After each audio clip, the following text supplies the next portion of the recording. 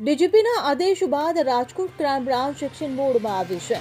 200થી વધુ ગુનેગારોને crime branch ખાતે બોલાવવામાં આવ્યા હતા, ત્યારે 5થી વધુ ગુના નોંધાયા હોય તેવા પ્રોહિબિશન, મારામારી સહિતના મહિલા અને પુરુષ આરોપીઓને બોલાવવામાં આવ્યા હતા। તમામ આરોપીને કડક સૂચના આપવામાં આવી હતી અને આરોપીઓને સૂચના અપાયા બાદ અટકાયતી પગલાં લેવામાં આવશે। ત્યારે ડીજીપીના આદેશ બાદ રાજકોટ ક્રાઇમ બ્રાન્ચ પણ એક્શન મોડમાં જોવા મળી છે।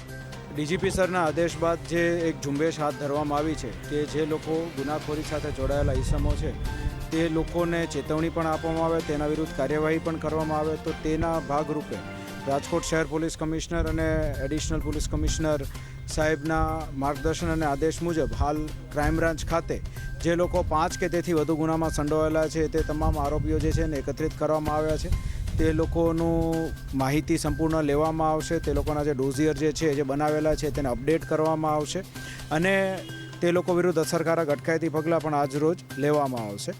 આ બધા આરોપીઓને જે છે ખાસ કરીને જે લોકો ડ્રગ્સના ધંધા સાથે જોડાયેલા છે એ લોકોને પણ ખાસ ચેતવણી પણ આપવામાં આવશે કે આગામી સમયની અંદર જો એ લોકો આ પ્રકારના ધંધા સાથે જોડાયેલા રહેશે તો તમામ પ્રકારની કાયદેસરની કાર્યવાહી સિવિલ એડમિનિસ્ટ્રેશનની સાથે મળીને પોલીસ એડમિનિસ્ટ્રેશન દ્વારા કરવામાં આવશે।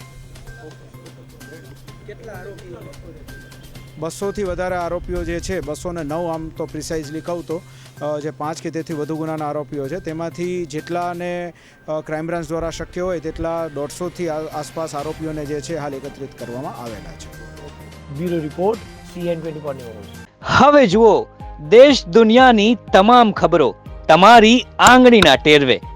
ઉઠાવો મોબાઈલ અને Google Play Store પરથી ડાઉનલોડ કરો અમારી CN24 ન્યૂઝ મોબાઈલ એપ।